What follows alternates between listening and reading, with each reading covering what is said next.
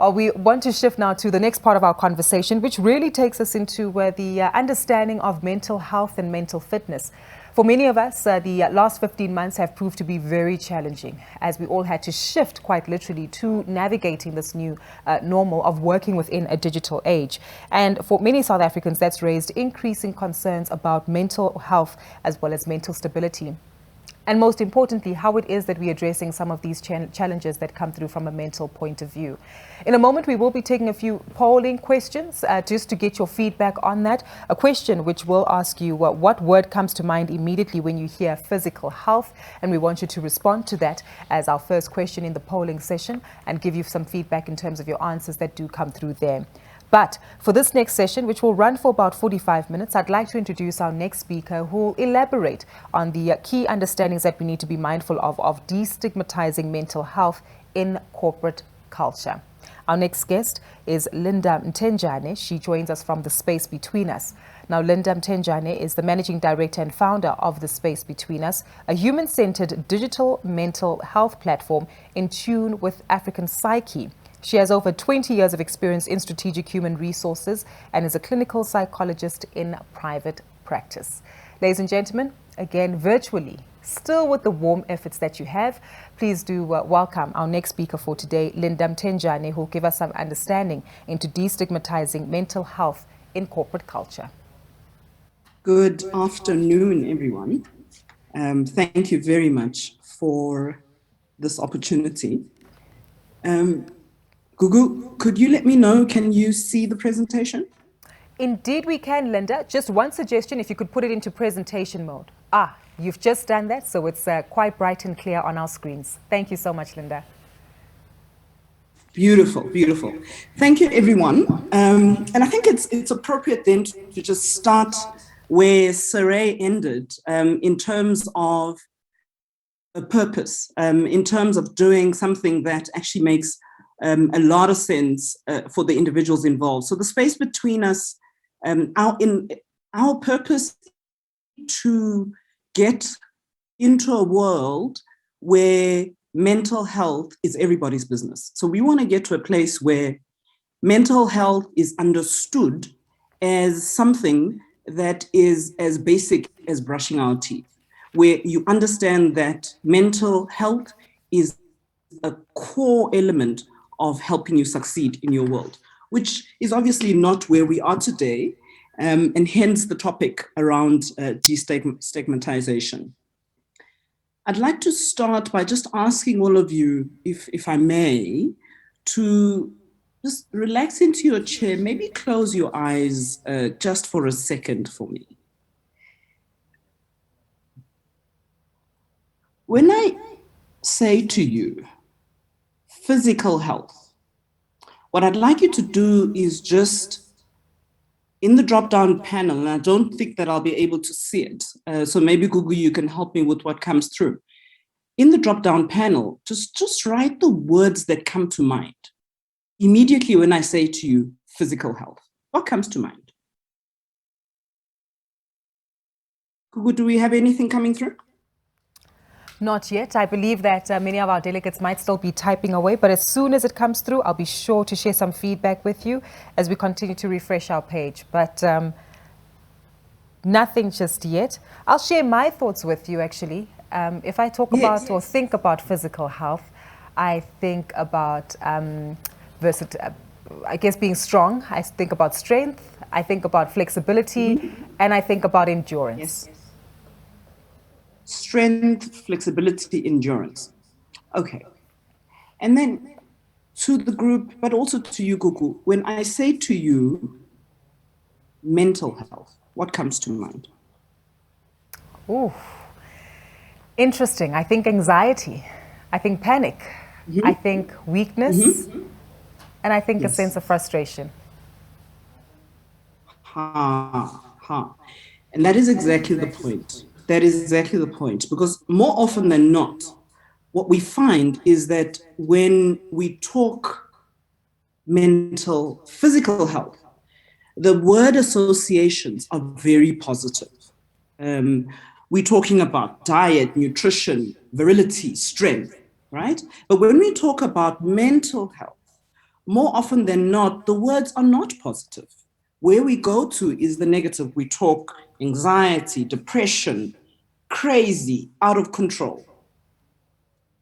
And it's these words and it's our thinking around these words that actually contribute to the stigma that we're talking about now. Now, what's interesting is that if I just read the crowd, just having looked through all the delegates, I know that you know some of these facts. You know that mental health is an unseen problem, it's an undervalued problem, right? You probably know that according to the World Economic Forum, estimates that mental disorders result in loss of productivity of 1 trillion. You may also know that loss of earnings from depression and anxiety is estimated at 54,000 Rand per adult per person, and that totals about 40 billion, which is about 2.2 of South Africa's GDP. You may also know that the World Federation for Mental Health statistics show that an average of 36 workdays are lost for each mental health episode. You may also know that it's estimated that 26.5% of South African employees will be diagnosed with either depression or anxiety, but only 10 to 15% of these people will actually seek or even find help. And sadly, you may also be aware that our national health budget only allows for 5% that goes to mental health. And of that 5%, a good 60 to 70% of that goes towards long-term care rather than preventative care. So the question then becomes, what has COVID done on top of this? Because these are numbers from 2017. COVID, as you know, because of job losses or fear of job losses, because of colliding worlds and people having their environments bleed into each other. Not everyone has the luxury of a separate study, and not everyone has the luxury of a helper. Because of the increased gender-based violence, the increased loss and death, the increase in mood disorders, the increase in alienation and loneliness, what we are finding is that on top of the statistics that we know, what you also have increasing is post-traumatic stress disorder, you've got OCD, you've got burnout, you've got trauma that is on the increase. So if you think about where I started the presentation, with mental health having the negative connotations that it has, yet having such a direct and impactful impact on the bottom line, impact on our revenue, impact on our GDP, why is it then that mental health and mental illness goes unrecognized? And I would argue that it's largely because of the stigma. And the stigma really comes about because as powerful as the brain is, it's largely misunderstood. We largely misunderstand how the brain works. And a lot of the time, especially when you're talking about mental illness, we can't see and understand why somebody says, I see animals crawling on the wall, if you're talking about paranoid schizophrenia, for instance. So it feels subjective. It feels like something is wrong. And because of that, more often than not, we make a moral judgment. And that moral judgment, we usually look at it from the perspective that says, you can control this. And if you can't, you're weak, you're lazy, you're stupid, or even you're possessed. You're possessed by demons. So it brings about a certain level of fear because we're not used to what we're seeing. And of course, what fear is going to do is that it is going to have us believe that this is dangerous. It's going to have us label, especially mental illness. And for the individuals who are experiencing it, it creates a shame that they are in this position. And that shame inevitably will lead to them certainly alienating themselves and us as individuals discriminating against them because we've made this value judgment. If a child falls while riding a bicycle and breaks their arm, our natural response will be, oh, shame, let's take you to the doctor.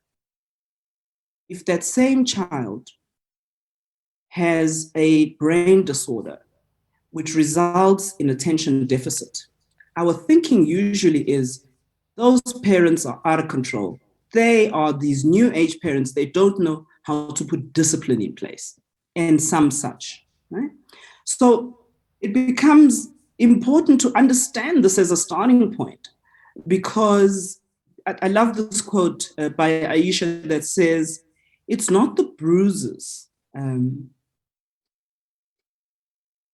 it's the wounds. It's not the bruises that hurt.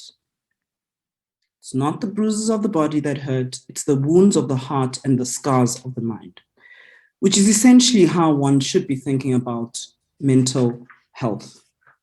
I want to distinguish, though, between mental illness and mental health, because when we come into the workplace, what we're largely talking about is not the far end of the spectrum, which is mental illness. It is rather the build-up and the ability for us to prevent the walk towards mental illness.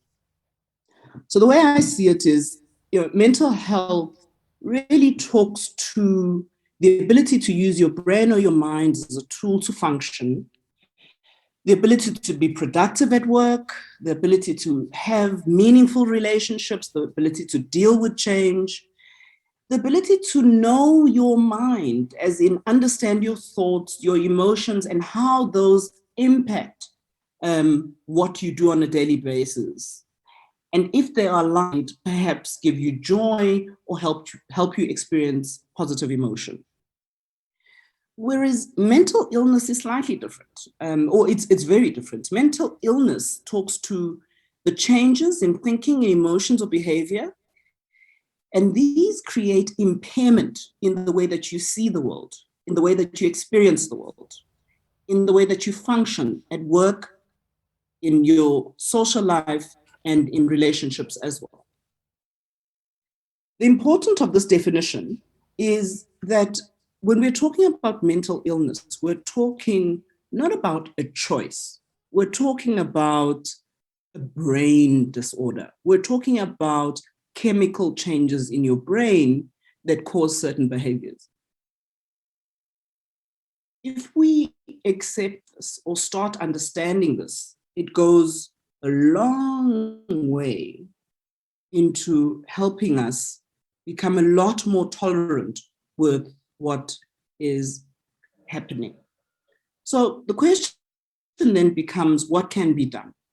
At the Space Between Us, we believe that there are three elements to this. One is we can preempt mental illness. We certainly can manage it. And part of our vision, our long-term vision, is to be able to eradicate some of what happens in terms of mental health. Our very strong belief is that the foundation on which we are able to do this is relationships. Relationships are the only place where, if the connection to other people is strong, you're able to see that your colleague hasn't said anything in this meeting, is constantly postponing deadlines, right? That your child constantly closes the door, has the windows closed, and they more often than not are not smiling. So it's in relationship with other people that we can preempt. It's in relationship with other people that we can manage, and certainly eventually eradicate mental illness. Most people that have a strong and serious mental illness, we know, don't take their medication because they don't believe that something is wrong with them. It's called anosognosia. Now, unless the relationships around them work, their ability and the family's ability to manage mental illness becomes very difficult. So we believe that the core is certainly relational. What then do we do with the world of work? Let's start with the leaders, because the leaders in organizations play a very similar role to what parents play at home. I know it's not popular to say that, but it's true. They set the tone for the culture. They set the tone directionally in terms of how people treat each other, how seriously talent is taken, how seriously HR is viewed, whether or not it's a strategic partner, etc. So the way we see it is that leaders have three primary roles when it comes to destigmatizing mental illness in the workplace. One, leaders have to get into the habit of being vulnerable and telling their story. And I'll talk a little bit more about that. Two, create a culture of connection, a culture of relational beings as opposed to individualistic team players. And thirdly, they have to invest in training. This is new. COVID has exacerbated what we've known already about mental illness. But now, in trying to adjust to those changing times, investment is going to be important, because the way we see it is there's no hope without action. Let's talk a little bit about telling your story. Fortunately or unfortunately, one of the silver linings of this time, this COVID time, is that we've all been through some level of distress. So for leaders to be able to stand up and talk about their mental hygiene and talk about the fact that they stop a meeting to take a walk, or that they themselves are in therapy, or that one of their children is being seen, right? What that does, making yourself human like that, is that it essentially creates the kind of compassion that you're wanting to create in the work environment, right? Modeling behavior that says self-care is a good thing for you to do. We want you to take care of your health is what becomes important. Some organizations are even going as far as creating videos where leaders are talking about some of their struggles, some of the burnout that they've been through. And employees are finding this extremely useful to then being able to talk, to speak up. So it becomes important that leaders lead from the front and show a different level of vulnerability than they have in the past. When you talk about creating a culture of connection, especially in this time where, for the most part, we are behind screens, it no longer is okay to ask people, are you okay? Because we know even when we were physically in contact, that question only elicits a socially appropriate answer. Questions such as, what kind of support do you need today? Elicit different responses. So again, leaders need to truly get into the habit of asking the right questions, but also then of listening and starting to understand that this is not an HR issue. As I've shown with the numbers in the beginning, this is a productivity issue, this is an absenteeism issue, but also a presenteeism where people are there, but because they're distracted by their minds and what's happening, are not productive. The other key to encouraging a culture of connection, of course, is, and it's something that Charlene spoke to communicate and over-communicate. There is no such thing as over-communicating. At this time, what's necessary, but also in order to destigmatize mental illness, the ability to communicate what's available. Ginger is a digital company in the States, a digital mental health company. They did a beautiful piece of research around what employees versus CEOs thought of the EAP programs that were being provided. CEOs thought they were doing very well. People didn't even know what was being offered. So the communication becomes very important, but also what communication does is it creates a semblance of safety.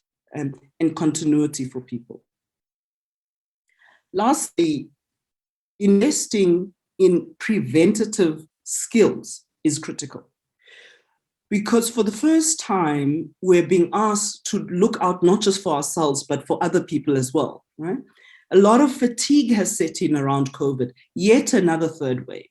So how do employees handle this? One of the best ways is to help them with skills-based training. And certainly the Space Between Us runs many such workshops where we help employees deal with grief and loss. We help employees deal with coping with the new norm, but we're not the only ones. The point is the ability to really have a mentally healthy culture has everything to do with making the assumption that people need at this point the correct skills to be able to do what they need to do. Because what that does is when you train people, you create a common language amongst the teams, amongst employees, and it starts decreasing the fear that people have when they talk about mental illness.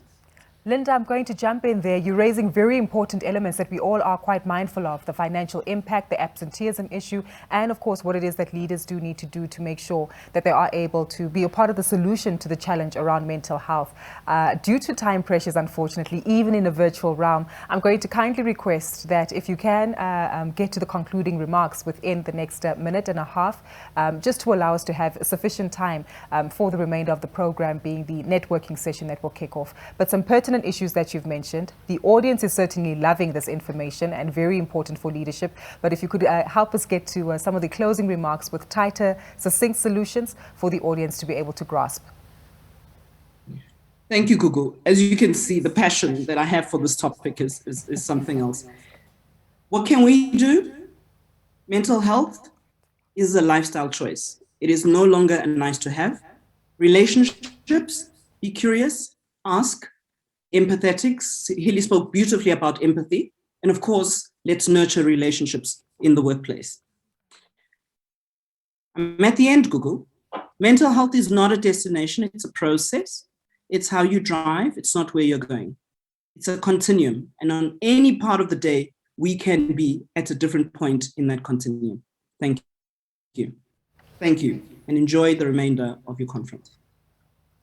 Linda, thank you kindly for that feedback, and I think very important to note that there's been solid feedback from the chat and the participants, and really that does speak to a change in conversation, a change in communication as to how it is that we relate and speak to mental health issues. Creating that enabling environment where relationships are formed, as you highlighted, understanding that we communicate about it effectively, and most importantly, investing in the necessary training that needs to come about. Linda, thank you so much for the feedback that you've shared with us today. We really do appreciate your time. And of course, we will look to continue to expand on this conversation, not only in the chat, but where you do have networking opportunities, and perhaps review this in the upcoming days of the conference. So thank you so much again to Linda for joining us, and many of you as participants sharing your positive feedback on this matter in the chat service. It's really through relationships that we can manage and eradicate the scourge of mental health, is one of the key lines that has been echoed here by Moemedi in the chat service, comment made by Linda.